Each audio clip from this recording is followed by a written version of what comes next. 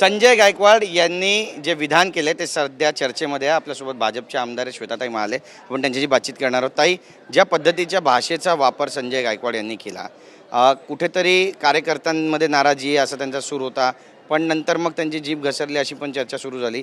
तुमची यावर प्रतिक्रिया काय या सगळ्या संदर्भात? आमचा जो बुलढाणा जिल्हा आहे हा मातृतीर्थ जिजाऊ माँसाहेबांचा जिल्हा आहे आणि जिजाऊ माँसाहेबांनी छत्रपतींवरती संस्कार दिलेत आणि त्या संस्कारामधला सगळ्यात मोठा संस्कार होता की महिलांचं त्या ठिकाणी संरक्षण केलं पाहिजेत, महिलांचा आपण सन्मान केला पाहिजेत. आणि छत्रपतींबद्दल म्हटलं गेलेलं आहे की विरोधकांची जरी महिला असेल तरी त्या महिलेचा सन्मान हा आपण केला पाहिजेत. अशा पद्धतीचे संस्कार मा जिजाऊंनी छत्रपतींवरती केलेले आहे आणि त्या मातृतीर्थ बुलढाणा जिल्ह्यामध्ये महिलांबद्दल असं वक्तव्य करणं हे अतिशय निषेधार्थ आहे, अतिशय दुर्दैवी आहे. त्यांच्याही घरात महिला आहेत, त्याही लोकप्रतिनिधी म्हणून काम करतात, परंतु ही जी भाषा आहे ही भाषा त्या ठिकाणी सुसंस्कृतपणाची नाही आहे. राहिला प्रश्न तुमचा दुसरा होता की कार्यकर्त्यांची नाराजी.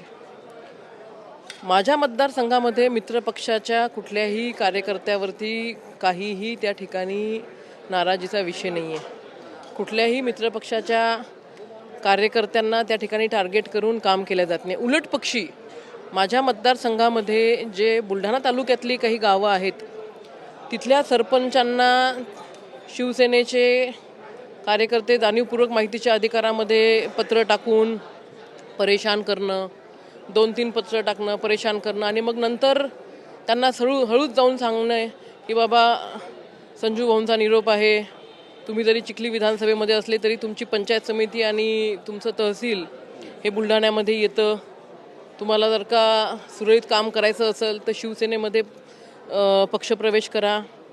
अशा पद्धतीचा दमदाटी, अशा पद्धतीची दादागिरी, अशा पद्धतीत अडचणीत आणण्याचं काम हे त्यांच्याकडनं चालू आहे माझ्या विधानसभेमध्ये.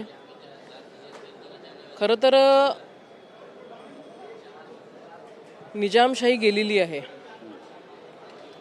इंग्रजांनी बंदुकीच्या गोळीवरती राज्य केलेलं होतं, तेही गेलेलं आहे. आता महामानव डॉक्टर बाबासाहेब आंबेडकरांचं संविधान सर्वोच्च मानून लोकशाही आपण डोळ्यासमोर ठेवून काम करत असतो, परंतु आजही त्यांची राजकारणाची मानसिकता ही आखाड्याची आहे. आखाड्यातून राजकारण करणं हे लोकशाहीला त्या ठिकाणी मान्य नाही आहे. आम्ही जर मानत असू तर ते फक्त आणि फक्त डॉक्टर बाबासाहेब आंबेडकरांच्या संविधानाला मानतो आणि मला असं वाटतं डॉक्टर बाबासाहेबांचं संविधान हे कुठल्याही आखाड्यापेक्षा त्या ठिकाणी सर्वोच्च आहे. आम्ही घरातले आहोत का? नक्कीच घरातले आहोत. आम्ही काम कोणासाठी करतो? आम्ही घरातल्याच लोकांसाठी काम करतो. आखाड्याची भाषा, दमदाटीची भाषा ही त्या ठिकाणी आमची नाही आहे.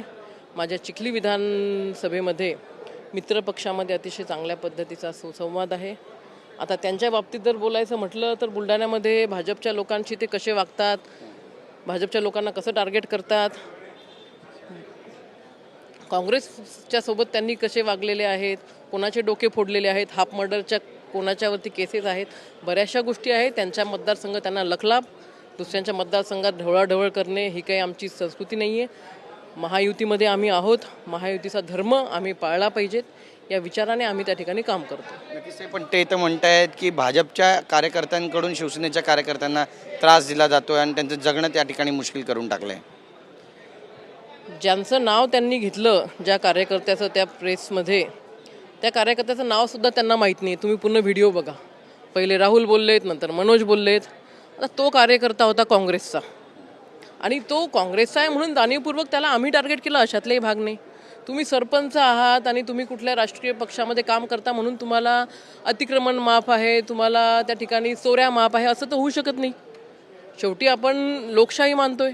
लोकशाहीमध्ये त्या ठिकाणी ज्या गोष्टी चुकीच्या आहेत त्याची कारवाई होणारच आहे, शासन कारवाई करणारच आहे. पण महायुतीतले मित्र पक्ष आहेत ना, मग असा वाद का उफाळून दे? या संदर्भात वरिष्ठांशी काही बोलणं झालं तुमचं? मी एकनाथ शिंदे साहेबांना त्या संदर्भात बोलले. एकनाथ शिंदे साहेबांनी मला सांगितलं आहे की श्वेता, तू कोणाबद्दल बोलत आहे त्याला सिरियसली घेऊ नको, एवढं एकनाथ शिंदे साहेब बोललेत. तुम्ही सिरियसली घेणार आता त्यांना? नाही, हे बघा, शेवटी त्या त्या मतदारसंघातली जनता ही महत्त्वाची असते. जनतेसाठी काम करणं हे महत्त्वाचं असतं. दमदाटी करणं, दादागिरी करणं, ह्या गोष्टी कुठल्याही मतदारसंघातल्या नागरिकांना अपेक्षित नसतात. जनतेच्या आशीर्वादाने आपण जेव्हा त्या खुर्चीवरती बसल्यानंतर जनतेला अपेक्षित असतं की आमदारांच्या माध्यमातून आमच्या मतदारसंघामध्ये शेतरस्ते झाले पाहिजेत, वीज आम्हाला मिळाली पाहिजे, पाण्याची व्यवस्था झाली पाहिजेत, रस्ते चांगले झाले पाहिजेत, ना की फक्त दादागिरी आणि ठोकशाहीचीच भाषा त्या ठिकाणी केली पाहिजेत. कुठंतरी सर्वसामान्य जनतेला डोळ्यासमोर ठेवून त्या ठिकाणी कामं झाले पाहिजेत. काय व्हायला पाहिजे असं तुम्हाला वाटतं? आणि बुलढाणा जिल्ह्यामध्ये महाले विरुद्ध गायकवाड असा सामना रंगतोय का? नाही नाही नाही नाही, बिलकुल नाही. मी माझ्या मतदारसंघामध्ये अतिशय चांगल्या पद्धतीने काम करत आहे. मी विकासाभिमुख राजकारणालाच त्या ठिकाणी प्राधान्य देते. हे असे आखाडे, ठोकशाही, शिवीगाळ हे माझी संस्कृती नाही, ना माझ्या पक्षाची आहे, ना माझ्या परिवाराची आहे. धन्यवाद आमच्याशी बातचीत केल्याबद्दल. तर आपण पाहतो आपली भूमिका या ठिकाणी मांडलेली आहे आणि आम्ही काम करणारे कार्यकर्ते असे श्वेता महाले म्हणतात. Camera person Yogesh Guravsha, Girish Gaikwad, TV9 Marathi, Mumbai.